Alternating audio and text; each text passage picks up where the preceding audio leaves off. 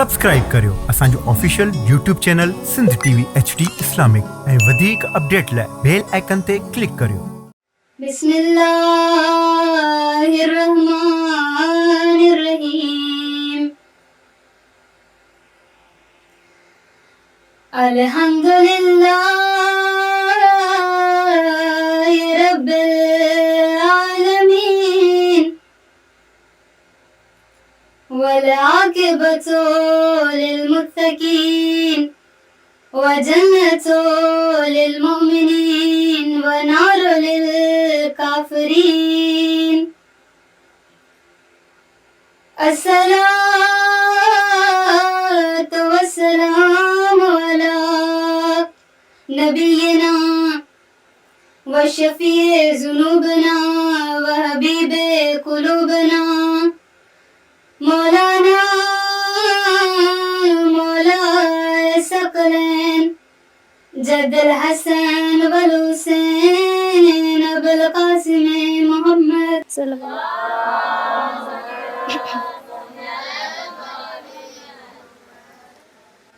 अस्सलातु वस्सलामु अला खलीफती व वारिसे इल्मिही अली इब्न अबी तालिब अलैहि सल्लल्लाहु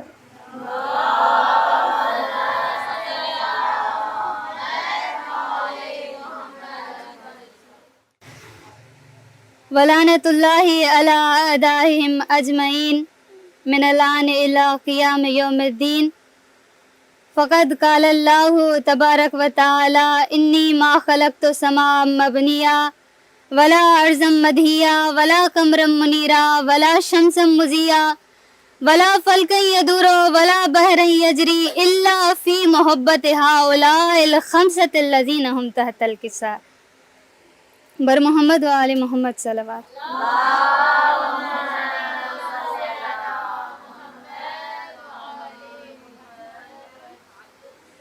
इब्तिदा उन्हीअ पाक परवरदिगार आलम जे नाम सां जेको तमाम आलमीन जो ख़ल्क़णहार आहे, जंहिंजे कब्ज़े कुदरत में मुंहिंजी ऐं तव्हां सभिनी जी जान आहे। उहो ई परवरदिगार आलम जंहिं पंहिंजे कलाम मजीद में पंहिंजी तारीफ़ में फरमायो कुल हुवल्लाहु अहद, चई छॾियो त अल्लाह हिकु आहे, जंहिं पंहिंजे बंदन जी हिदायत लाइ पंहिंजे बंदन जे हर कदम ते उन्हनि जी रहनुमाई फरमाई। उहो ई परवरदिगार आलम जेको असांजो ख़ालिक त आहे लेकिन मख़लूक न आहे, जेको राज़िक त आहे मरज़ूक न आहे। उहो ई परवरदिगार आलम मोहम्मद आले मोहम्मद जी शान में इरशाद फरमाए रहियो आहे त इन्नी मा ख़लक़्तु समाअ मबनिया वला अर्ज़म मदहिया वला कमरम मुनीरा वला शम्सम मुज़िया वला फ़ल्कन यदूरो वला बहरन यजरी वला फ़ुल्कन यसरी इल्ला फ़ी मुहब्बति हाउलाइल ख़म्सतिल लज़ीना हुम तहतल किसा। परवरदिगार आलम फरमायो त न ख़ल्क़ कयां हा ज़मीन खे, न ख़ल्क़ कयां हा आसमान खे, न ख़ल्क़ कयां हा सिज खे, न चंड खे, न दरियान खे, न दरियान में वहंदड़ ॿेड़ियुनि खे। ख़ल्क़ कयो आहे त इन्हनि पंजनि जे सदके में जेके चादर ततहीर जे हेठां आहिनि। उहो ई परवरदिगार आलम जंहिं पंहिंजे बंदन खे हर मोड़ ते हिदायत अता कई, उहो ई परवरदिगार आलम पंहिंजे कलाम मजीद में इन्हनि पंजनि जी मदह बयान करे रहियो आहे। हिन पूरी काइनात जे ख़िलक़त जो मक़सद इहे पंज तन पाक आहिनि। उन्हनि पंजनि जी तारीफ़ में ख़ुदावंद आलम फरमायो त मां हिन पूरी काइनात खे ख़ल्क़ फरमायो आहे। अगरि इन्हनि खे ख़ल्क़ न फरमाया हा त काई बि शइ ख़ल्क़ न कया हा। उन्हीअ परवरदिगार आलम पंहिंजे बंदन में पंहिंजो तारुफ़ कराइण लाइ हज़रत मोहम्मद सल्लल्लाहु अलैहि वसल्लम खे ख़ल्क़ फरमायो। हाणे ॾिठो वञे त कंहिंजो बि असां तारुफ़ कराईंदा आहियूं त सभ खां पहिरियां इहो ई ॾिठो वेंदो आहे त वॾे जो तारुफ़, वॾे जे ज़रिए नंढे जो तारुफ़ करायो वेंदो आहे, मशहूर जे ज़रिए आम जो तारुफ़ करायो वेंदो आहे। घर में कोई बि वॾो फर्द हुजे त बाक़ी अफ़रादनि जी तारीफ़ उन वॾे फर्द जे ज़रिए कराए वेंदी आहे। लेकिन क़ुरान मजीद में इन जे उबतड़, इन जे मुखालिफ़ हिकु आयत मिले थी त ख़ुदावंद आलम चाहियो त मां माण्हुनि जे दरमियान सुञातो वञा त मोहम्मद जे नूर खे ख़ल्क़ फरमाए।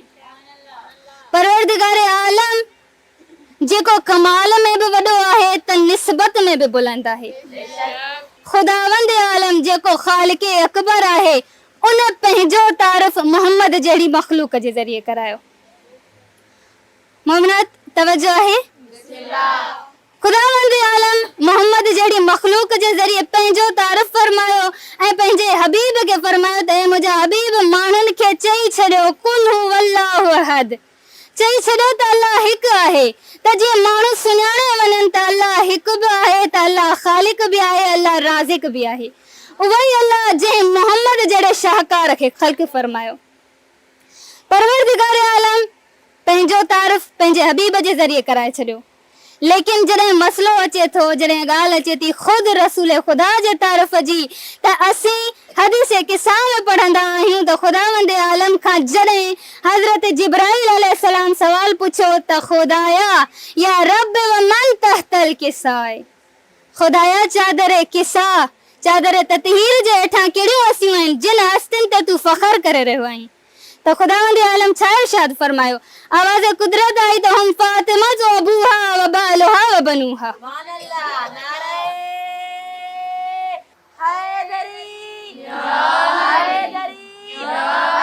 पंजतन पाक पुरखुलूस सलावत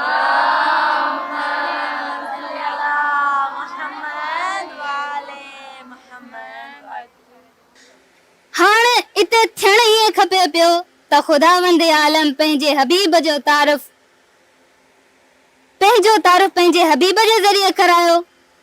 हाणे पंहिंजे हबीब जो तारीफ़ पंहिंजे ज़रिए कराए हा, या कंहिं अहिड़े माण्हू जे ज़रिए कराए हा जेको निस्बत में, जेको कमाल में रसूल ख़ुदा खां बुलंद हुजे हा।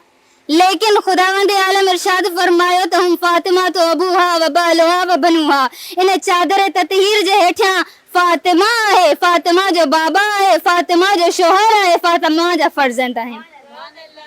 हालांकि थियण ईअं खपे हा त ख़ुदावंद आलम फरमाए हा त इन चादर जे हेठियां मुंहिंजो हबीब आहे, उनजी दुख्तर आहे, उनजो शोहर आहे, उनजा फर्ज़ंद आहिनि। लेकिन ख़ुदावंद आलम इरशाद फरमायो इन चादर जे हेठियां फातिमा आहे, फातिमा जो बाबा आहे, फातिमा जो कफू आहे ऐं फातिमा जा फर्ज़ंद आहिनि। ख़ुदावंद आलम जॾहिं चादर ततहीर जे हेठां इहे पंज ई हस्तियूं अची वयूं त ख़ुदावंद आलम हज़रत जिब्राईल अलैहिस्सलाम खे हुकुम ॾिनो त तव्हां मुंहिंजे हबीब ॾांहुं पैगाम खणी वञो। जॾहिं चादर ततहीर जे हेठां इहे पंज ई हस्तियूं आयूं त उन ॾींहुं कुझु ख़ासि ई पैगाम नाज़िल थियणो हुयो।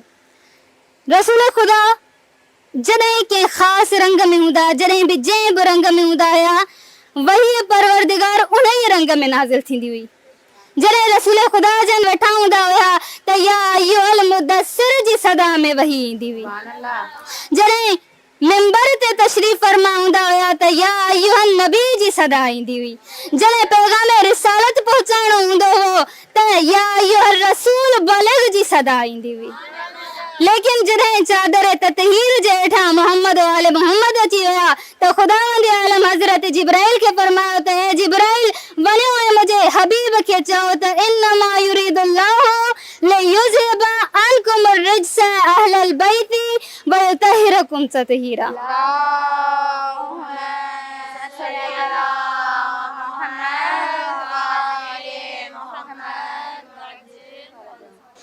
ख़ुदावंद आलम हज़रत जिब्राईल खे फरमायो त मुंहिंजे हबीब खे पैगाम ॾेई छॾियो त हे मुंहिंजा हबीब अल्लाह जो इहो इरादो आहे त ख़ुदावंद आलम तव्हांखे ऐं तव्हांजे अहल बैत खे अहिड़ी तरह सां पाक ऐं पाकीज़ा रखे जहिड़ी तरह सां पाक ऐं पाकीज़ा रखण जो हक़ आहे। जॾहिं रसूल ख़ुदा जन खे इहा वही नाज़िल थी त ख़ुदावंद आलम जे हबीब बारगाह खुदावंदी में हथ बुलंद कया ऐं फरमायो अल्लाहुम्मा इन्नी हाउलाए अहल बैती। खुदाया ही मुंहिंजा अहल बैत आहिनि, खुदाया ही मुंहिंजा अहल बैत आहिनि, हिननि जो गोश्त मुंहिंजो गोश्त आहे, हिननि जो खून मुंहिंजो खून आहे। खुदाया जेके हिननि सां दुश्मनी रखनि तूं उन्हनि सां दुश्मनी रख, जेके हिननि खे दोस्त रखनि था तूं उन्हनि सां दोस्ती कर। ऐं खुदावंद आलम बेशक ही मुंहिंजा अहल बैत मूं मंझां आहिनि, मां इन्हनि मंझां आहियां। अल्लाहु अकबर। या रसूल अल्लाह, या अली, या अली। अल्लाहुम्मा सल्ली अला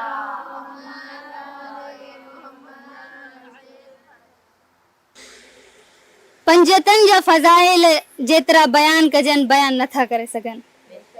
असां इन क़ाबिल नाहियूं, इन लाइक़ नाहियूं त असां इन्हनि पाक हस्तियुनि जा मुकम्मल तौर ते फज़ाइल बयान कयूं।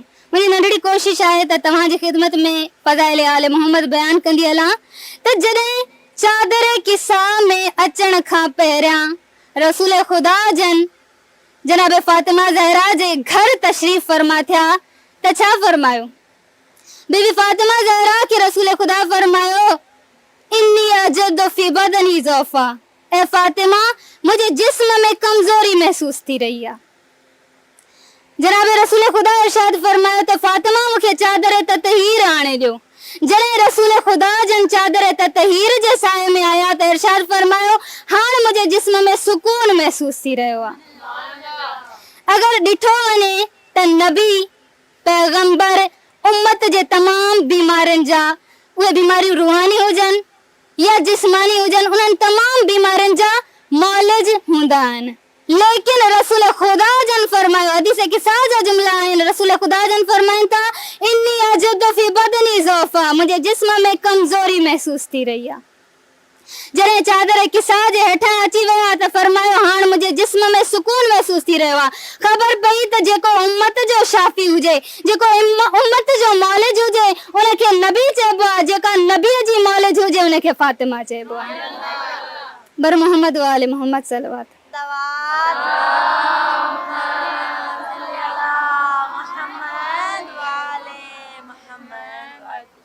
इन्हनि अहल बैत जे दर खां असांखे तमाम हिदायतूं मिलियूं। इन्हनि खे खुदावंद आलम हिन दुनिया में रोल मॉडल करार ॾिनो त जीअं इंसान इन्हनि खे ॾिसी करे पंहिंजी ज़िंदगी अॻिते वधाइनि, पंहिंजी ज़िंदगी खे ख़ूबसूरत नमूने सां गुज़ारे सघनि। उन्हनि अहल बैत असांखे सेखारियो त असांखे हिन दुनिया में फालतू न रहणो, हिन दुनिया में हिकु मक़सद तहत असां आया आहियूं, जेको मक़सद असांजो आख़िरत में मिलणो आहे। हिन दुनिया लाइ असां ख़ल्क़ न आहियूं थिया, आले मोहम्मद जी तालीमात आहिनि त असां फ़क़ति हिन दुनिया में रहिजी वञण लाइ ख़ल्क़ न आहियूं थिया। तव्हांजी ख़िदमत में हिकु नंढड़ी मिसाल ॾींदी हलां त जॾहिं बि तव्हां कंहिं मंज़िल ते वञणु चाहियो, कंहिं छत ते, कंहिं टेरिस ते वञणु चाहियो त सभ खां पहिरियां तव्हांखे वसीले जी ज़रूरत पवंदी। ईअं नथो थी सघे त असां जंप लॻाए करे, टपो ॾेई करे कंहिं बि मंज़िल ते, कंहिं बि छत ते, कंहिं बि टेरिस ते पहुची वञूं। सभ खां पहिरियां असांखे ज़रूरत पवंदी वसीले जी। जहिड़े तरह सां अल्लाह पंहिंजो तारीफ़ पंहिंजे हबीब जे ज़रिए करायो, पंहिंजे हबीब जो तारीफ़ फातिमा ज़हरा जे ज़रिए करायो, इन मां इहो साबित थिए पियो त पहिरीं बीबी फातिमा, पोइ रसूल ख़ुदा, पोइ अल्लाह ताईं पहुचंदासीं। इन्हनि पंजनि हस्तियुनि ते जॾहिं स्टेप बाय स्टेप असां पहुचंदासीं पोइ असां अल्लाह ताईं पहुची सघूं था। ख़ुदावंद आलम असांखे दुनिया में मक़सद तहत मोकिलियो। अगरि ॾिठो वञे त हिन असांजी ज़िंदगीअ में चंद साल आहिनि जेके असां ज़िंदगी जा गुज़ारींदा आहियूं। घटि में घटि 75 साल इंसान जी उमिरि हुजे थी। इन 75 साल जे अरसे में असांखे आख़िरत लाइ प्लानिंग करणी आहे, आख़िरत लाइ रस्तो हमवार करणो आहे। हिकु मिसाल ॾींदी हलां तव्हांखे त 3 दोस्त हुया जेके हिकु फ्लैट में रहंदा हुआ। उहा फ्लैट 75 मंज़िला हुयो। उन फ्लैट जो इहो कानून हुयो त जॾहिं बि कोई राति जे 10 बजे खां देर सां अचे लेट अचे त उन लाइ लिफ्ट खुलियल न हूंदी हुई। फ्लैट ते मंज़िलूं क्रॉस करण लाइ लिफ्ट हूंदी आहे त उन लिफ्ट खे 10 बजे खां पोइ बंदि कयो वेंदो आहे। हिकु दफ़े उहे टई दोस्त 10 बजे खां पोइ घर आया। उन्हनि जो घर किथे हुयो? उन फ्लैट जी आख़िरी मंज़िल ते 75 माड़ ते उन्हनि जो घर हुओ। इत्तफ़ाक़न हिकु ॾींहुं लेट थी विया। जॾहिं हुननि ॾिठो त लिफ्ट बंदि आहे, हाणे असांखे सीढ़ियुनि जे ज़रिए पंहिंजी मंज़िल पार करणी आहे। परेशान थी विया त एॾी वॾी मंज़िल आहे, 75 मंज़िल असांखे पार करे वञणी आहे। हुननि पाण में तय कयो त इहो सफ़र असांखे हिक ॿिए सां गॾु हली करे तय करणो आहे। हिकिड़े दोस्त चयो त मां तव्हांखे मंज़िल जी अध ताईं लतीफ़ा ॿुधाईंदुसि। ॿिए दोस्त चयो तव्हांखे किसा ऐं कहाणियूं ॿुधाईंदसि। टे दोस्त चयो त आख़िर में जॾहिं पंहिंजे घर पहुचंदासीं तव्हांखे अहिड़ी ॻाल्हि ॿुधाईंदुसि जो तव्हांजा थक लही वेंदा। जॾहिं उहे टई दोस्त अलाह अलाह कंदा, किसा कहाणियूं ॿुधाईंदा, लतीफ़ा ॿुधाईंदा, पंहिंजी मंज़िल ते पहुता। ॾाढो ॾुखियो पहुता। उन्हनि जी मंज़िल उहा आसानी सां तय न थी। 75 माड़ बिल्डिंग ते चढ़ी विया, थकिजी चूर थी विया थकनि में। लेकिन जॾहिं उते पहुता त ॿिनि दोस्तनि उन दोस्त खे चयो त तव्हां हाणे ॿुधायो। तव्हां चयो त आख़िर में तव्हां अहिड़ी ॻाल्हि ॿुधाईंदव जंहिंखे ॿुधी तव्हांजा थक लही वेंदा। त उन शख़्स उन ॿिनि दोस्तनि खे चयो त जेका असांजे घर जी चाबी आहे उहा हेठि रहिजी वई आहे। असांजे घर जी जेका चाबी आहे उहा हेठि रहिजी वई आहे। हाणे इन मां इहो नतीजो निकिरे थो त असां जेका पंहिंजी ज़िंदगीअ जा 75 साल हिन दुनिया में गुज़ारियूं था, त छा असां कॾहिं इहो सोचियो आहे त असांजे घर जी चाबी असां साण आहे? छा असां पंहिंजे घर जी चाबी पाण सां गॾु खणी आया आहियूं? त ख़ुदारा अहले बैत जूं जेके तालीमात आहिनि उन्हनि ते असांखे अमल करणो आहे। असांखे पंहिंजी जन्नत जी चाबीअ खे कॾहिं बि फरामोश नाहे करणो। बर मोहम्मद व आले मोहम्मद सलवात।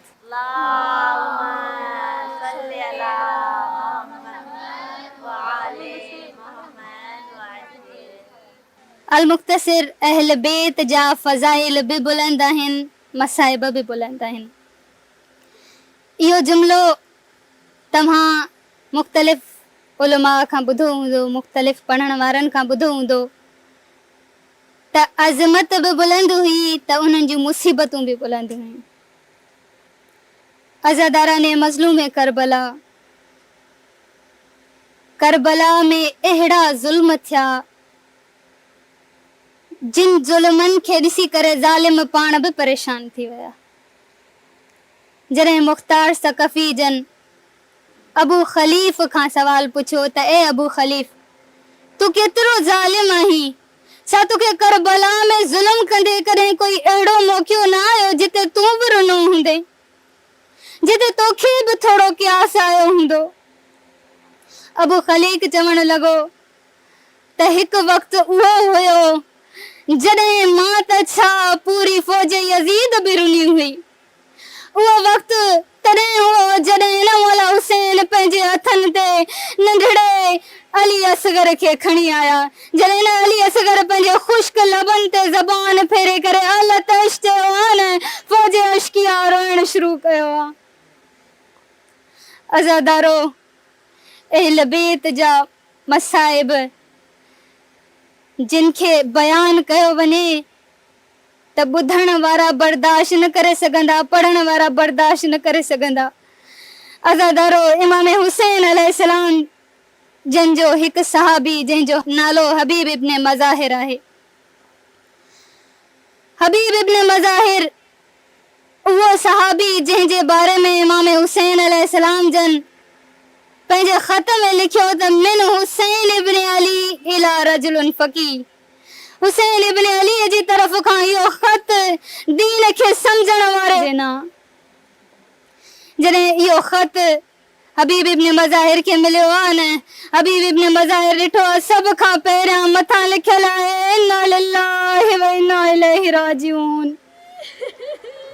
अज़ादारा ने मज़लूम करबला इमाम हुसैन अलैहिस्सलाम इन खां पहिरियां जेतिरा बि ख़त लिखिया आहिनि उन्हनि में लिखियो बिस्मिल्लाहिर रहमानिर रहीम, लेकिन इहो पहिरियों ख़त हुयो जंहिंमें इमाम हुसैन अलैहिस्सलाम लिखियो इन्ना लिल्लाहि व इन्ना इलैहि राजिऊन। जॾहिं इहो ख़त हबीब इब्न मज़ाहिर खे मिलियो आहे, हबीब इब्न मज़ाहिर कॾहिं पढ़ी रहियो आहे ख़त खे, कॾहिं अखियुनि सां लॻाए रहियो आहे, कॾहिं बोसा ॾेई रहियो आहे। हबीब इब्न मज़ाहिर इमाम हुसैन जी ख़िदमत में हाज़िर थिया, कदमनि ते हथ रखी फरमाइण लॻा मौला लब्बैक या अबा अब्दुल्लाह। अज़ादारा ने मज़लूम करबला जॾहिं हिन हबीब इब्न मज़ाहिर जी शहादत थी आहे, मक़तल जी किताबनि में मिले थो न इमाम हुसैन अलैहिस्सलाम जन जे चेहरे ते शिकस्त जा आसार नमूदार थिया। हिकु ॿिए सहाबी जो ज़िक्र मिले थो, सईद इब्न जुबैर, 75 साल उम्र हुई सईद इब्न जुबैर जी। न तलवार खणी सघे पियो, न नेज़ो हलाए सघे पियो, लेकिन पोइ बि इमाम हुसैन जी नुसरत जे लाइ तशरीफ़ फरमा थियो। जॾहिं इमाम हुसैन अलैहिस्सलाम असर आशूर खे 3 हिस्सनि में तक़सीम कयो आहे न, पंहिंजे सहाबा जे लाइ हिकु हिसो मख़सूस कयो आहे, हिकु हिसो पंहिंजे अहल बैत लाइ मख़सूस कयो आहे, हिकु हिसो इबादत लाइ मख़सूस कयो आहे। जॾहिं इबादत जो वक़्तु आयो आहे न, इमाम हुसैन अलैहिस्सलाम जे आॾो सईद इब्न जुबैर अची फरमाइण लॻा मौला मुंहिंजी ख़्वाहिश आहे त मां तव्हांजी हिफ़ाज़त कयां, न मां तीर तो हलाए सघां, न मां नेज़ा खणी सघां थो, लेकिन मुंहिंजो सीनो इन क़ाबिल आहे त मां दुश्मननि जे तीरनि खे झले सघां। जॾहिं इमाम हुसैन अलैहिस्सलाम जन नमाज़ शुरू कई आहे, सईद इब्न जुबैर कॾहिं खाॿे पासे झुकी करे तीरनि खे रोकियो, कॾहिं खाॿे पासे रुकी करे तीरनि खे झुलियो। जॾहिं इमाम हुसैन अलैहिस्सलाम आख़िरी सलाम पढ़ियो, अस्सलाम अलैकुम व रहमतुल्लाह, सईद इब्न जुबैर जी आवाज़ आई, अस्सलाम अलैका या अबा अब्दुल्लाह, मौला मुंहिंजो सलाम क़बूल कयो, मौला मुंहिंजो आख़िरी सलाम क़बूल कयो। इमाम हुसैन अलैहिस्सलाम सईद इब्न जुबैर जे सर मुबारक के पंहिंजे ज़ानुनि ते रखियो। सईद इब्न जुबैर फरमाइण लॻा मौला ईअं थो महसूस थिए कोई मुंहिंजे साॼे पासे अची वेठो। मौला जी आवाज़ आई आहे, सईद अदब सां सलाम कर, इहो मुंहिंजो नाना मुस्तफ़ा तोखे वठण आयो आहे। थोड़ी देर गुज़री आहे, सईद जी आवाज़ आई आहे, मौला मूंखे ईअं थो महसूस थिए मुंहिंजे खाॿे पासे कोई अची वेठो। मौला जी आवाज़ आई आहे, सईद अदब सां सलाम कर, इहो मुंहिंजो बाबा अली मुर्तज़ा आहे। अज़ादारो थोड़ी देर गुज़री आहे, सईद जी आवाज़ आई आहे, मौला मूंखे ईअं महसूस थो थिए कोई मुंहिंजे मथनि खां अची वेठो। मौला जी आवाज़ आई आहे, सईद अदब सां सलाम कर, इहो मुंहिंजो मदीने वारो ग़रीब हसन मुजतबा आहे। जॾहिं हिन सईद इब्न जुबैर महसूस कयो आहे त संदसि पेरनि खां कोई अची रहियो आहे, रोई करे मौला खे फरमाइनि था, मौला कोई मुंहिंजे पेरनि जी तरफ़ खां अची रहियो आहे।